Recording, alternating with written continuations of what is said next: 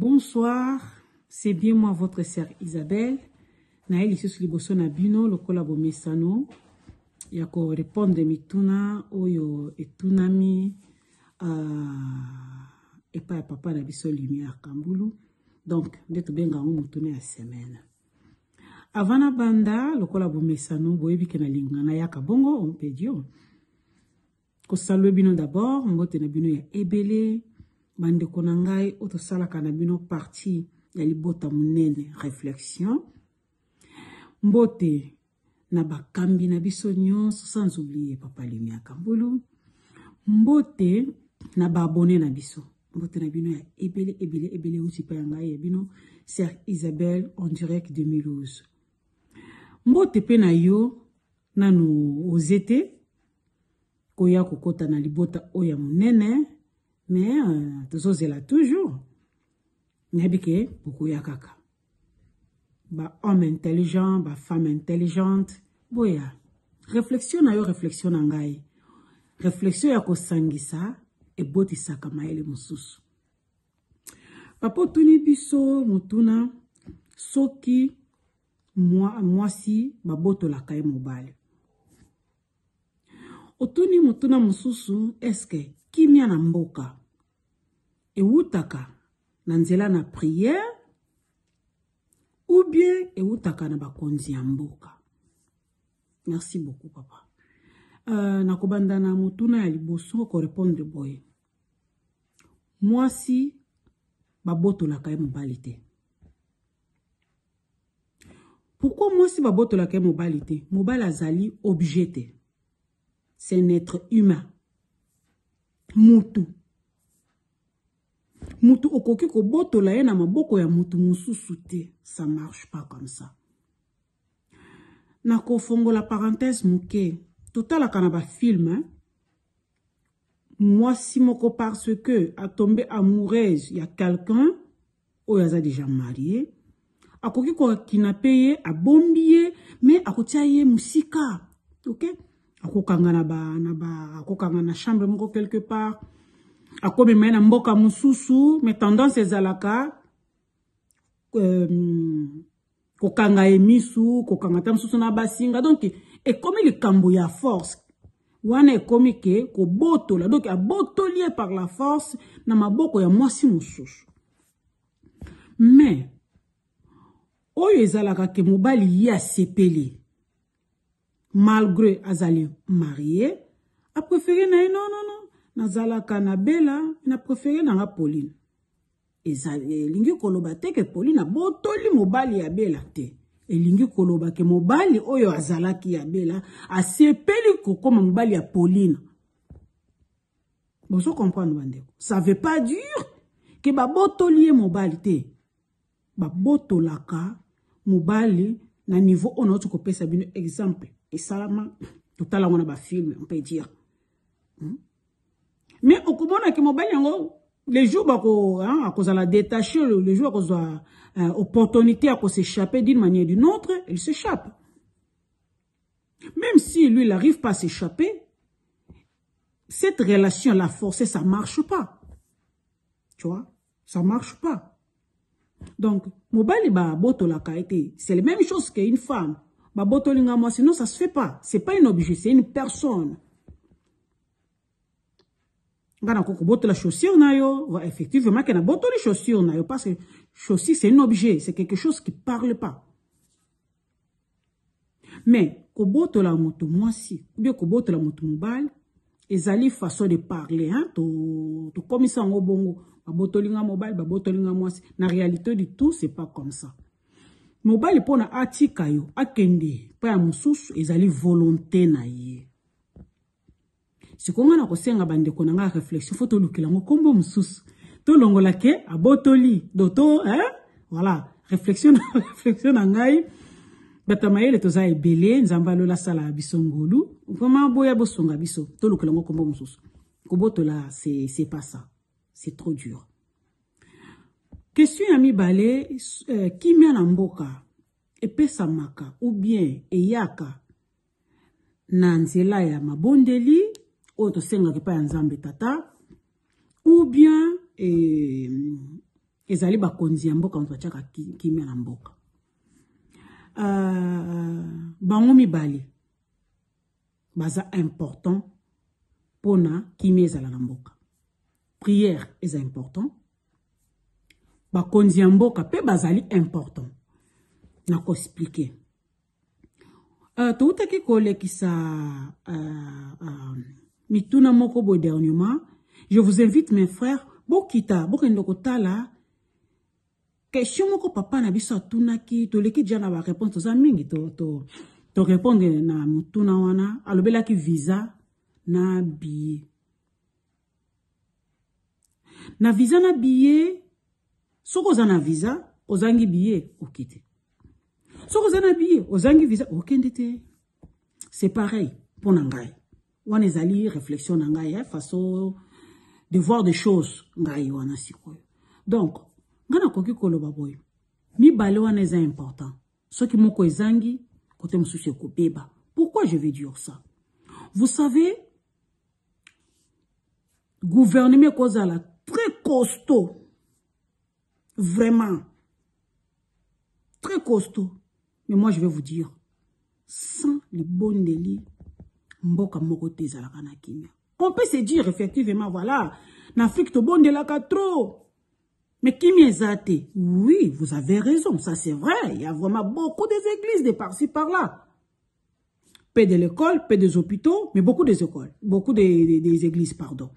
Mais je vais vous dire l'autre chose. Qui vous avait dit que Kounande, ma prière, vrai. Qui vous avait dit ma bonne de l'Union soto bonne de la Canafrique ezali pona konzima. Mes frères et sœurs, on a savoir quelque chose. Ezali na ba bonne de la ka, je suis désolé de dire la vérité. Mais ça eza réflexion nangai. Mais ce soit bonne de la ka pona nzala. Nous sommes bonne de la peau, azan a besoin à attendre quelque chose. Ça veut pas dire azan a foi dans Nzambe. OK?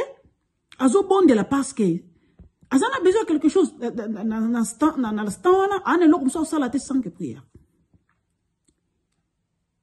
Vous allez comprendre. Ezali naba misusu a bengami pasteur a créé église, mais aza pasteur te. C'est qui que vous avez dit?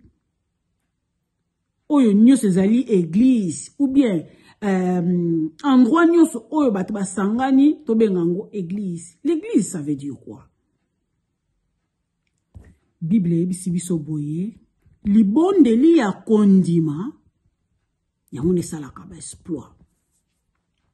Libonde li ya mutu na kondima et bi ko déplacer montagne. Moi je crois.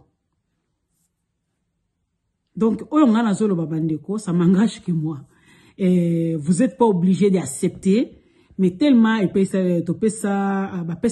peut dire, l'opportunité chacun et chacune a sa réflexion, ou sa réflexion. Gouvernement cause à la costaud, sans les bons délits à batona konzima, et simbate. Donc, na mukuse zalinini, soki mboka ezana kimia ou bien pona mboka ezwa kimia effectivement esengaka batu ya mabondeli ya solo bazala batu basambelaka na kondima bazala oyo bazoko adorer Nzambe na biso en vérité en esprit bazala bangonde basimbaka gouvernement ekende liboso. Malgré tout les erreurs gouvernementales, malgré tout nos églises un peu handicapées, mais moi, nandimi que pour mboka ezala na kimia esengaka soutien ya bana na Nzambe vers ba konzi ya mboka. Donc mokonzi ya mboka ko appliquer na autorité oyo Nzambe a pesié, parce que je veux vous dire encore quelque chose d'autre. Et loko mon côté, et ba ko tenir bon sans volonté en Nzambe. Et loko mon côté bi ko tenir bon sans volonté en Nzambe. toute chose oyo esalamaka awa na mokili ya malamu ya mabe toute chose soki nzambe apermettre te kosalama te wana eza réflexion na ngai. Donc libondeli ejouaka rôle lokola visa ou bien lokola billet ndoko yo lukelango place mais ezo jouer rôle gouvernemental pe ezo jouer rôle. Donc gouvernement azali pe lokola billet ou bien visa yo kabula ka place na bango. Mais je vais vous dire quelque chose que moi je comprends et je crois et je vois ezali ke l'état batambolaka elongo na libondeli. Na biso to ndimaka Bible na ngayo na ndimaka Jésus Christ de Nazareth na ngayo na ndimaka na mystère ya Nzambe na koki ko rajouter quelque chose. Bandeko na ngai totanga ka la Bible hein nazolobela bato totanga ka Bible o botanga ka Bible te bokotala mona ndenge na bino siko biso totanga ka Bible ezali ki na tango moko boye guerre ezalaki quelque part mais na guerre wana quelque part kotala bien armure ya ngambo mususu on peut dire armure ya ngambo ya ennemi c'était tellement fort mais peuple de Dieu était à côté. Bible yebisi ngai bayaki tout de suite na minduki te kobunda bazwaki ba soldat bachaki bango na sima bazwaki ba minduki bazwaki toute chose o ezalaki. Donc voilà, c'est les armures pour les bataillons bachaki bango na sima ba priorisaki bato mususu liboso ya ba soldat. C'était des enfants de Dieu. Mes frères et sœurs, bachaki bango liboso. Pourquoi? Ben bazalaki liboso bazalaki na minduki te. Mais bazalaki na ba trompette. Bible ngai na ndimela ke lobi l'air bango ba beta ki trompette ba mire banda ko bukana déjà dans les vides sans les armes. Ba mire ne comment dire ko bukana. Ça veut dire c'était déjà les premières parties de victoire. L'air ba bazalaki na minduki ba kotaki dès que le bac sali kaka oh victoire. Donc voilà pour nangai pour namboka ezwa kimia et senga ka les deux côtés to avancer ensemble. Mais je vais vous dire encore quelque chose d'autre. Vous allez jamais voir na mukilio ya Nzambe awanase. Vous allez jamais voir mboka moko parce que basambela kate bazali na guerre te.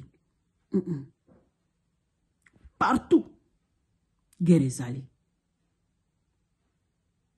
Partout passe ezali différemment des autres. Mais problème ezali. Mukolo oyo tokokoma kana niveau que problème ezate et ben c'est que mokili sili nango. C'est que mokili sili nango. En attendant, toujours vivre dans mboka oya masumu, il y aura toujours des problèmes. Je sais qu'Afrique souffre, je le sais. Mais eza ba église wana ni se tondi to wana, eza ba vraie église. Ba oy tondi kunya presque ezali ba commerce, eza ba digablo. Ezali ba endroit moko boye, o ba visionnaire ya mitema mabe ba fandi pena zui dabi. Ngana musala na okokate. Na wenje pe kote wana maizo chola.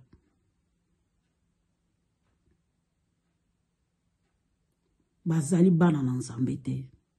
Yango lelo otozo mona makambo wana ke pona nini Afrique ezo souffrir ba sambela armée mais kimi ezate. Vous avez raison.